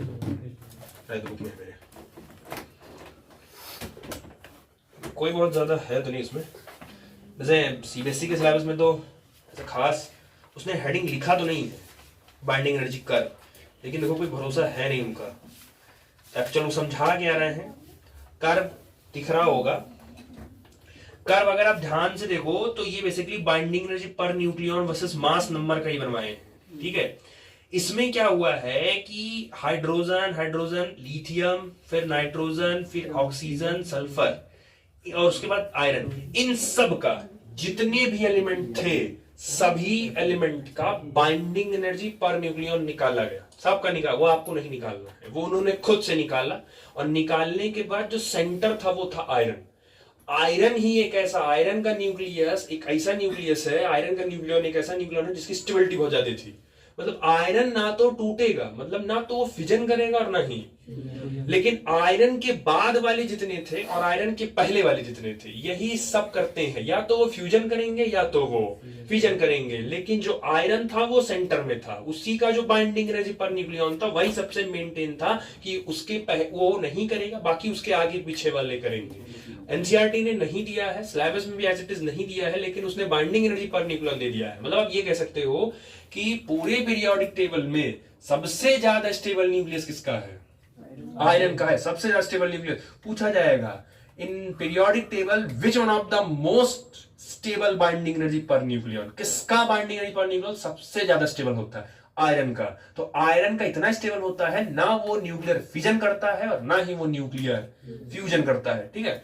बाकी जो कर्व आप देखोगे उसमें the curve has almost A flat maximum roughly from A is equal to 50 to A is equal to 80 corresponding to an average binding energy per nucleon of that is 8.5 mega electron। जिन लोगों का mass number या जिन elements का atomic mass या mass number 50 से लेके 80 है, जिनका 50 से लेके 80 है, उनका जो बाइंडिंग एनर्जी पर न्यूक्लियन आ रहा है वो आ रहा है 8.5 mega electron volt. So the nuclei having mass number between 50 to 80 are more stable। अब आप समझिए, जिन लोगों का मास नंबर 50 से लेके 80 होगा, मास नंबर ध्यान दो, मास नंबर बोला 50 से लेके 80 होगा, उनका क्या होगा? उनका न्यूक्लियस क्या होगा? स्टेबल होगा। और अगर न्यूक्लियस उनका स्टेबल है तो वो ना ही फिजन करेंगे ना ही वो फ्यूजन करेंगे, क्योंकि वो स्टेबल फॉर्म में है, ठीक। Iron that is A is equal to 56 has a binding energy per nucleon about 8.8 mega electron volt. मतलब डाटा सेट कर दिया है कि अगर न्यूक्लियस की स्टेबिलिटी चाहिए, अगर न्यूक्लियस की स्टेबिलिटी चाहिए तो आपको अपनी न्यूक्लियस की स्टेबिलिटी के लिए कितना बाइंडिंग एनर्जी पर न्यूक्लियन रखना पड़ेगा? जिन एलिमेंट का जिन एलिमेंट का बाइंडिंग एनर्जी पर न्यूक्लियन इतना आया उनका न्यूक्लियस स्टेबल, या इनके आसपास वाले अगर आएंगे, चलो 8.4 आ गया, 8.6, 7, जिनका इनके आसपास आए या इतना आए तो उनका न्यूक्लियस स्टेबल होगा और ना वो फिजन करेंगे ना वो। अब दो रास्ता है, या तो इनसे बहुत ज्यादा है या तो इनसे बहुत, तब इन्हीं लोग को जरूरत पड़ेगी कि या तो वो फिजन करेंगे या तो वो फ्यूजन करेंगे, ठीक। जो मिडिल में है, जैसे जो बच्चे बीच में होते हैं वो नीचे भी जा सकते हैं, वो ऊपर, वो उनका कब नहीं पता होता है कि वो कब अचानक से डाउन हो जाएंगे, कब अचानक से पढ़ के कम बैक कर लेंगे, नहीं पता होता है। लेकिन जो नीचे ही है तो वो तो पता ही है कि नीचे ही है, और जो ऊपर है उनका ही पता है कि वो ऊपर ही है। एक बीच वाले हैं, इसलिए कहते हैं मिडिल क्लास वाले हर जगह पे जाते हैं बेचारे, ना तो वो पूरा गरीब होते हैं और ना ही वो पूरा अमीर होते हैं। वो भाई आप लोग से कोई कहते जो ठेला लगाओ, नहीं लगाओगे, ऑब्वियसली नहीं लगाएंगे, भाई पढ़े लिखे हैं, डिग्री वाले हैं, तो नहीं लगाओगे आप, क्योंकि आपका अपना है। गरीब वालों को नहीं सोचना है ना, क्या दिक्कत है, मस्त शुरू किया, ये ठेला खरीदा, लगाना शुरू कर दिया, तो उनका कर लेंगे, आपका ईगो डाउन हो जाता है। जैसे हम लोग मिडिल क्लास वालों में तो भाई लोग क्या कहेंगे, समाज क्या कहेगा, इतना पढ़ा लिखा के, उन्हें नहीं पता है, बहुत पैसा है इसमें भी, अगर आप करें कायदे से करें। सोसाइटी की सोच ऐसी है, अगर आप ठेला लगाते हो, कार्ड लगाते हो तो आप गरीब हो, लेकिन आप रेस्टोरेंट खोल लेते हो, करते वही सेम हो, काम वही सेम है, तो आप अमीर हो। चीजें वही हैं। आप एक लाइव एग्जांपल आप देखिए, शंकर रेस्टोरेंट। अब आप तो बहुत ज्यादा नहीं देखे होंगे, अभी आप देख रहे होंगे, 20 साल से वो लग रहा है, 20-22 साल हो गया उसको उसी जगह पे, वो ठेले पे लगता था वहीं, 22 साल से वो ठेले पे लगाता था, वो शंकर आज पूरे बस्ती में शंकर रेस्टोरेंट फेमस हुआ। आज उसने उस तरह का कमरा डेकोरेट किया है, वो था वैसे ही। तो पहले लोग बहुत डाउन में होते हैं, तो चीजें होती वही है, सोचने के ऊपर है। वैसे ही इतना तो आपको रखना पड़ेगा, जैसे पास होने के लिए कितना परसेंटेज चाहिए, टोटल परसेंटेज डाटा सेट किया है ना बोर्ड ने, कितना चाहिए 33% चाहिए। 33% पाओगे तो पास होगे, ये वही लिमिट है, वही इतना उसने फिक्स कर दिया। 33% से ज्यादा तो पास, 33% से कम तो फेल। तो बस इतना अगर है या इसके आसपास भी है तो आप स्टेबल है। पूरे में आयरन निकला होता है जिसका जो बाइंडिंग एनर्जी पर न्यूक्लियन आता है वो 8.8, जबकि मैक्सिमम स्टेबिलिटी के साथ है। और किसी भी न्यूक्लियन की बाइंडिंग एनर्जी पर न्यूक्लियन इतनी ज्यादा नहीं होती है जितनी इनकी होती है, ठीक है। For nuclei having mass number more than 80, तो जिनका 50 से 80 है उनका तो स्टेबल है। अब दो पॉसिबिलिटी है, पहले वो जिनका 80 से ज्यादा है और दूसरे वो जिनका 50 से कम है। तो 80 से ज्यादा होगा तो क्या होगा, तो for nuclei having mass number more than 80 the average binding energy per nucleon decreases slowly and drop to about 7.6 mega electron volt for uranium. इतना। अब इसमें समझने वाली बात है, आप ये बताओ, ध्यान सुनना, आपके घर फंक्शन हो रहा है, ठीक है, तो आपने ये अनुमान लगाया था कि 200 लोग आएंगे खाने पे, तो आपने 200 लोग के हिसाब से आपने खाना बनवा लिया एक दिन, जैसे वो लोग हर मंगलवार को लोग करते हैं ना भंडारा। सोचिए आपने ये करवाया भंडारा, तो आपने 200 का खाना बनवाया था, तो हो गया, सेट हो गया। आपने फिर 200 का ही खाना अगले बनवा लिया, लेकिन अगले वाले में पड़ोस आप ही रहे थे, तो ठीक है, अगले वाले में 200 की जगह 350 लोग आ गए। अब आप ध्यान सुनिएगा, अगर 200 की जगह 350, अगर लोग बढ़े तो पर सब्जी मिलना, सबके दोनों सब्जी कम होगा कि ज्यादा, तो पकड़ कम होगी कि ज्यादा, कम नहीं हो गई। तो जब 80 से ऊपर ले जाओगे मास नंबर, तो लोग ज्यादा नहीं हो गए, न्यूक्लियस के लिए लोग ज्यादा हो गए, ज्यादा प्रोटॉन या ज्यादा न्यूक्लियन। तो जब ज्यादा न्यूक्लियन हो गए तो सबको पकड़ पाना, उसके लिए सब पर बराबर से पकड़ पाना आसान नहीं है। तो इसीलिए जैसे ही 80 से ऊपर जाता है मास नंबर, वैसे वैसे जो बाइंडिंग एनर्जी पर न्यूक्लियन होती है वो धीरे धीरे क्या हो जाती है। तो 80 से जब हम ऊपर गए, जैसे ही ये तो बेटा A 50 से लेके ये A कितने के बीच का था, 80 था, ये इतनों के लिए था। लेकिन जैसे ही आपने 80 क्रॉस किया, आपने जैसे ही 80 क्रॉस किया, क्रॉस कर दिया 80 आपने क्रॉस किया मास नंबर, ये डिक्रीज हो गया और डिक्रीज होके अप्रोक्सीमेटली 7.6 में। अब आप ये बताओ, स्टेबिलिटी के लिए ये था, लेकिन जैसे ही आपने 80 से ज्यादा किया, जैसे मास नंबर आपने 80 से बढ़ाया, तो लोग ज्यादा हो गए, पर न्यूक्लियन पर पकड़ कम हो गई। पर न्यूक्लियन पकड़ हुई तो एनर्जी ओवरऑल क्या हो गई, पकड़ कम हो गई, वैल्यू कम हो गई। पकड़ कम हो गई तो इमिट करेगा कि नहीं करेगा, निकलेगा कि नहीं निकलेगा भाई। पकड़ जब कम हो गई तो अपने आप को वो निकालना शुरू कर देगा, और जब निकालना शुरू कर देगा अपने अंदर से, तो न्यूक्लियर फिजन होगा कि फ्यूजन,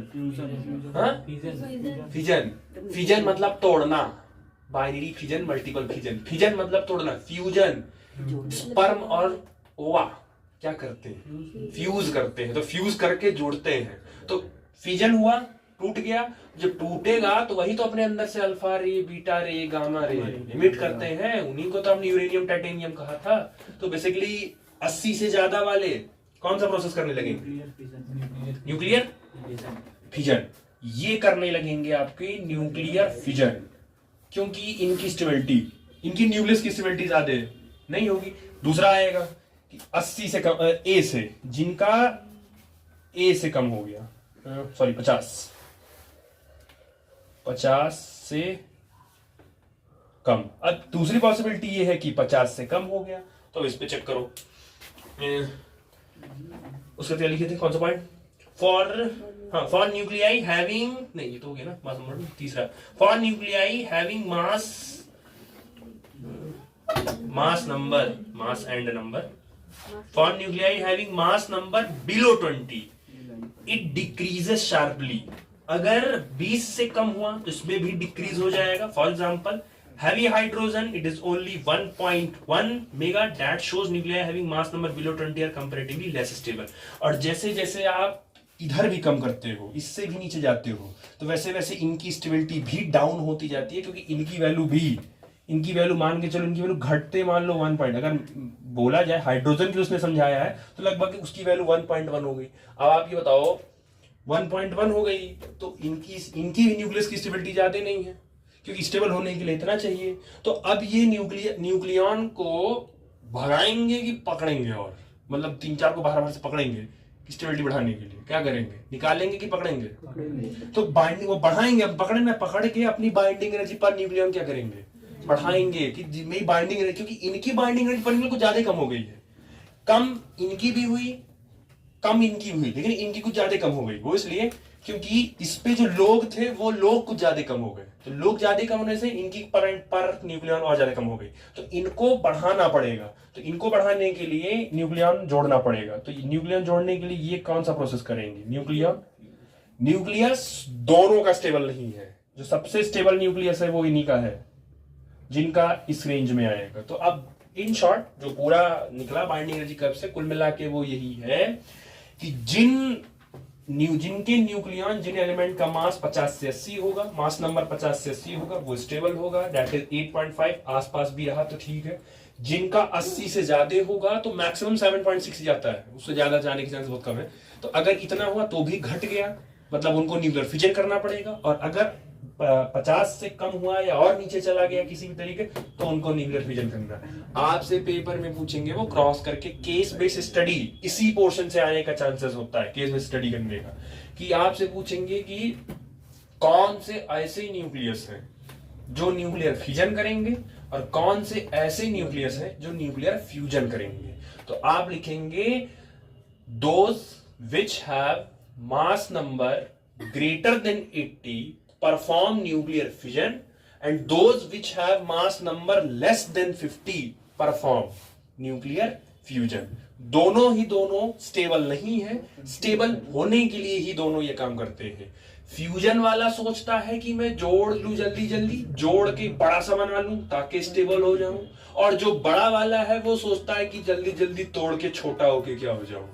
बड़ा पत्थर अनस्टेबल है तो उसको तोड़ के क्या करते हो, और जो बहुत छोटा है उसको जोड़ जोड़ के क्या करते हो, बड़ा करने की कोशिश करते हो। तो ये बड़े पत्थर को तोड़ के छोटे में करेगा और ये छोटे को जोड़ के बड़ा करेगा। इन शॉर्ट पर न्यूक्लियन की एनर्जी बढ़ानी है, पर न्यूक्लियन की एनर्जी अगर बढ़ जाती है तो ओवरऑल पकड़ बढ़ जाती है। समझ आए? ठीक,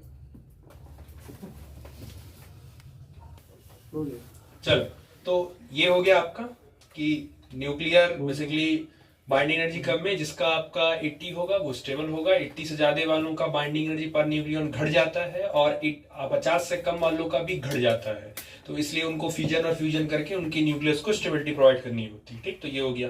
नेक्स्ट आपका आता है nuclear force, that is the force that holds the nucleon together inside the nucleus of an atom or small called nuclear force। जैसे पता है, नाम से क्लियर है, वो फोर्स जो न्यूक्लियन को होल्ड करके रखता है, that force is known as nuclear force।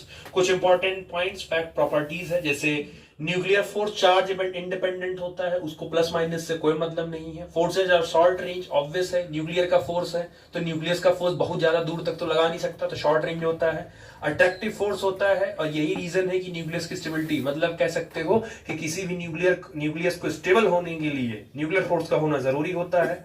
Nuclear force are non central. Non central का मतलब ऐसा कहीं लिखा नहीं कि हमेशा सेंट्रल, जैसे ग्रेविटेशन फोर्स कैसा है, ग्रेविटेशनल फोर्स ऐसा फोर्स है, सेंट्रल फोर्स है, वो हमेशा towards the gravity, towards the centre of earth, हमेशा ये लाइन आती है टुवर्ड्स, मतलब वो हमेशा अर्थ के सेंटर पे। न्यूक्लियर फोर्स ऐसा कोई नहीं है, वो जहां भी होगा वो वहीं से खींचना स्टार्ट कर देगा।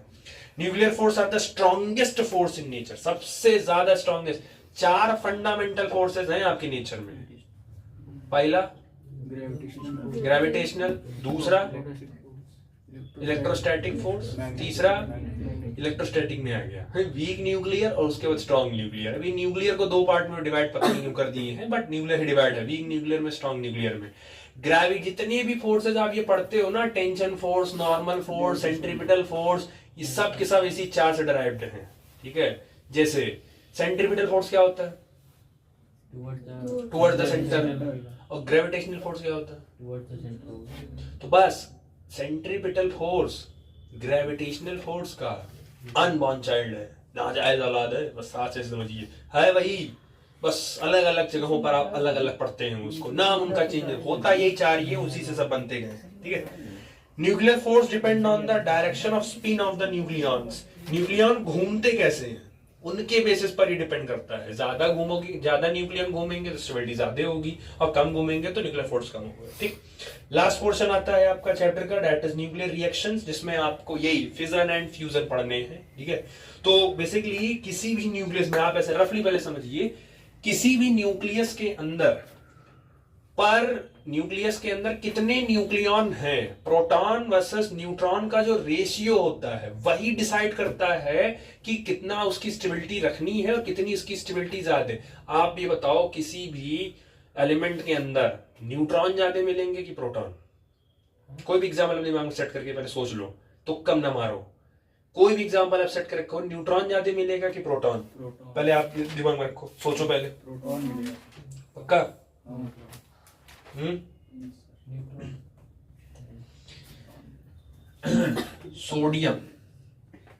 सोडियम का मास कितना होता है और एटॉमिक नंबर कितना होता है? 11। न्यूट्रॉन कितने होते हैं? 12। न्यूट्रॉन तो 12 होंगे, सर में से पैर करोगे। और प्रोटॉन कितने हैं? 11। तो जरा न्यूट्रॉन बाय प्रोटॉन ज्यादा करो। अब ये बताओ पहले कौन ज्यादा होगा, न्यूट्रॉन ज्यादा होगा प्रोटॉन ज्यादा होगा? तो प्रोटॉन ज्यादा हो गया। मतलब कि ये एक एग्जाम्पल है कि किसी भी एलिमेंट के अंदर न्यूट्रॉन ही ज्यादा मिलेगा। किससे? प्रोटॉन के बराबर हो सकता है, लेकिन प्रोटॉन से कभी न्यूट्रॉन कम नहीं हो सकता। क्यों? क्यों कम नहीं हो सकता भाई? कुछ तो सोच के बनाया गया होगा, भगवान ने कुछ हिसाब से तो सेट किया। सोचो भगवान ने एटम पे कितना सोच किया, सोचो एटम को इतना पहले सोच के बनाया गया है, फिर उस एटम को इतनी बुद्धि लगा भगवान ने बनाया, फिर उससे आपको बनाया गया। एटम में ही ऐसा सिचुएशन रखा गया है कि न्यूट्रॉन ही हमेशा ज्यादा मिलेगा। आप कहीं किसी का भी निकाल लो, न्यूट्रॉन प्रोटॉन के बराबर हो सकता है, लेकिन न्यूट्रॉन कभी भी प्रोटॉन से कम नहीं जाएगा। पता है क्यों? क्योंकि न्यूट्रॉन की डिस्कवरी किस लिए हुई थी, याद है? बैलेंस करने के लिए। क्या बैलेंस करने के लिए? कंपोजिशन। अच्छा, कंपोजिशन।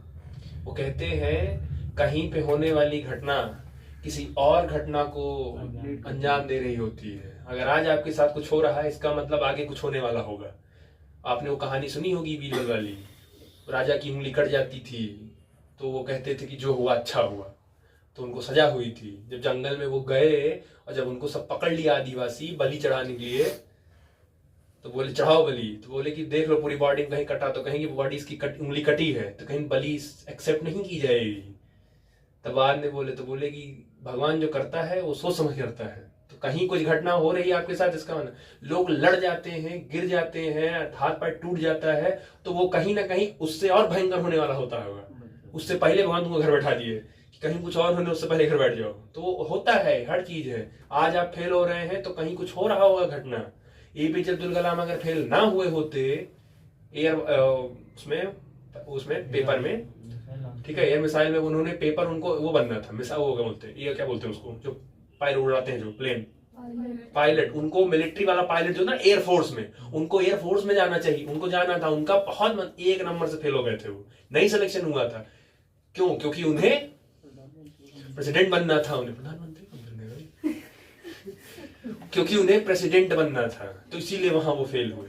कहीं ना कहीं कोई फेल होता है तो कहीं और किसी बड़े खतरे में जान दे रहा होता है। तो सोच के भगवान ने रखा है प्रोटॉन की डिस्कवरी और इलेक्ट्रॉन की डिस्कवरी ये चार्ज को बैलेंस के लिए हुई थी, लेकिन न्यूट्रॉन की डिस्कवरी मास को बैलेंस करने के लिए हुई थी। अगर याद हो, इलेक्ट्रॉन और प्रोटॉन की डिस्कवरी इलेक्ट्रिकल न्यूट्रलिटी को मेंटेन करने के लिए हुई थी कि भैया किसी भी एटम में अगर नेगेटिव चार्ज है तो डाल्टन की थ्योरी के हिसाब से एटम न्यूट्रल होता है।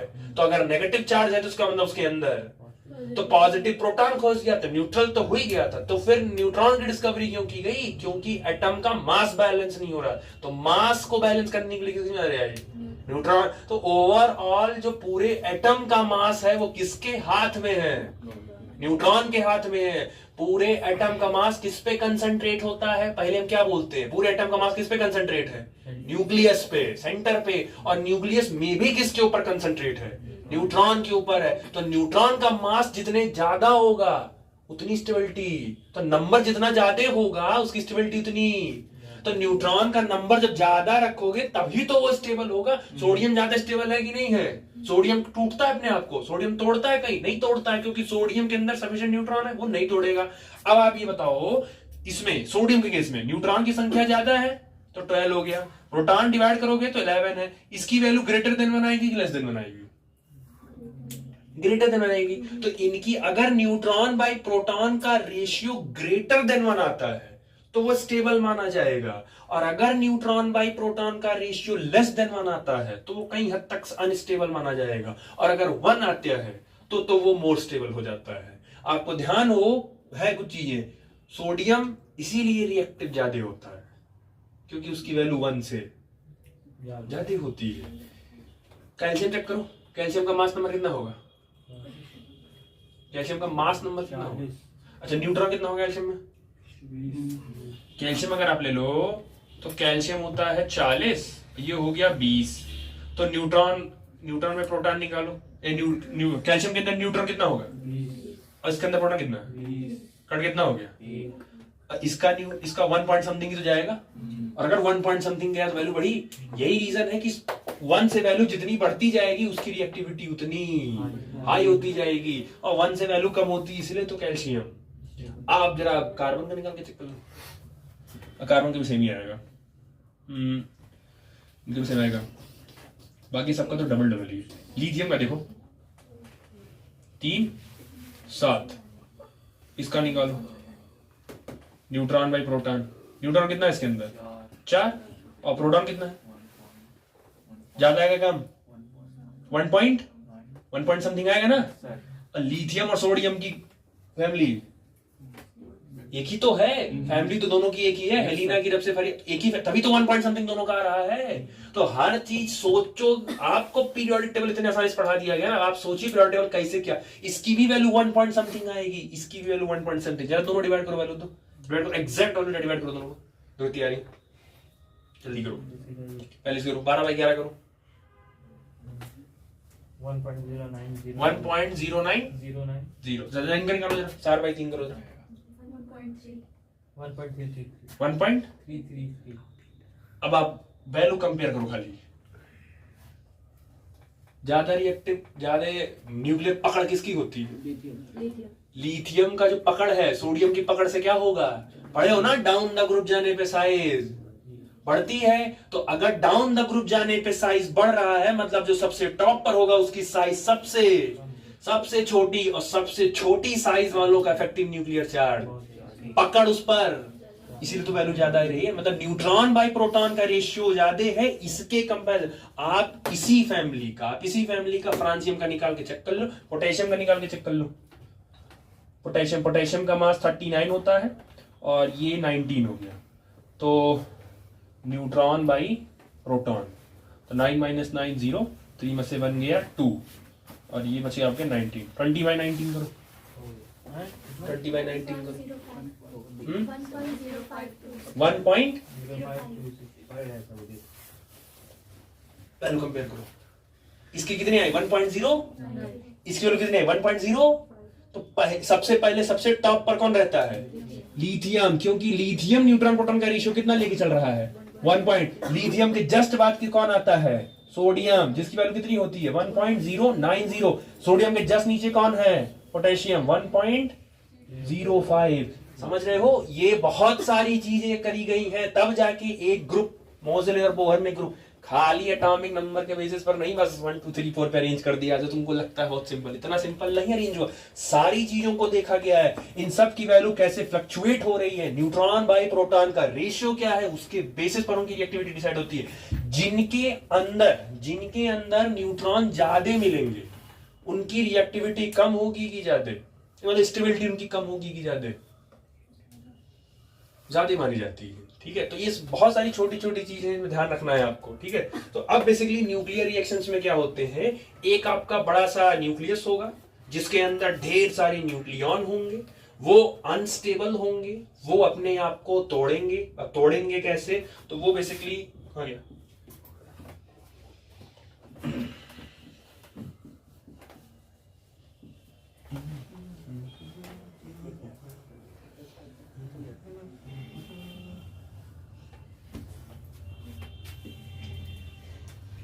जैसे मान लो ये आपके पास एक एलिमेंट है, इस एलिमेंट के ऊपर अल्फा पार्टिकल की बम्बार्डिंग करा दी गई।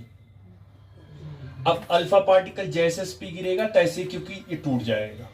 अब ये एक से ज्यादा पार्ट में टूटेगा, ये ज्यादा पार्ट में, दो तो टूटेगा ही, दो से ज्यादा वो आपका बेसिकली टूट सकता है। अब इसमें बीच में इंटरमीडिएट बनेगा, तो वो इंटरमीडिएट ऑर्डर तो ना आपके काम का नहीं है। ये एक्स था, एलिमेंट था जिस पर अल्फा पार्टिकल बम्बार्ड हुआ, ये अपने आप को मान लो तोड़ लिया ए बी सी। मान लो कि ये हैवी न्यूक्लियाई था, ये आपका हैवी न्यूक्लियस था जो अपने आप में अनस्टेबल था, जिसका मास नंबर 80 से ज्यादा था। इसके ऊपर अल्फा पार्टिकल गिरा, क्योंकि ये अनस्टेबल था तो इसने छोटा छोटे कई 3 छोटे छोटे न्यूक्लियाई में अपने आप को तोड़ लिया ताकि वो, अब देखो ये डिपेंड करता है कि कोई हैवी न्यूक्लियस अपने आप को 2 में तोड़ के स्टेबल हो रहा है कि 3 में तोड़ के स्टेबल हो रहा है या 4 में तोड़ के स्टेबल हो रहा है, वो सबका अपना अपना होता है, वो आप नहीं बता सकते। हाँ, जिस जो एलिमेंट अभी क्योंकि सिलेबस में जिनका है और जो जितने में टूट रहे हैं सिर्फ आप वो पता कर लो। जैसे आपको तोड़े तो आप अपने आप को 3 पार्ट में तोड़ लिए और तब स्टेबल हुए। आपका पड़ोसी 2 ही पार्ट में तोड़ के स्टेबल हो गया अपने आप को, तो आप अलग अलग। तो ये वाला हैवी न्यूक्लियस 3 पार्ट में अपने आप को तोड़ के स्टेबल हुआ।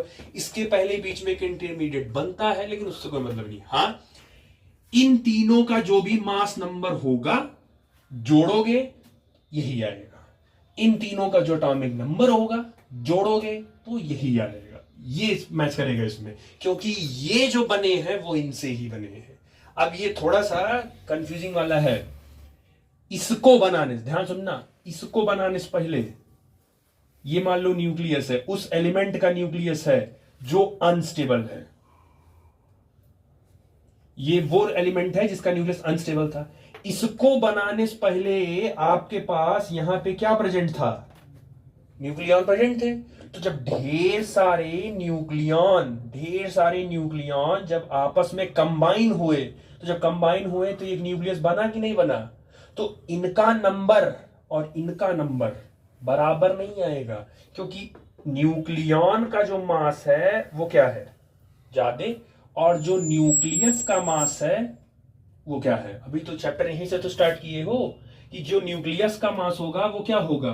कम, और जो न्यूक्लियॉन का मास होगा वो क्या होगा?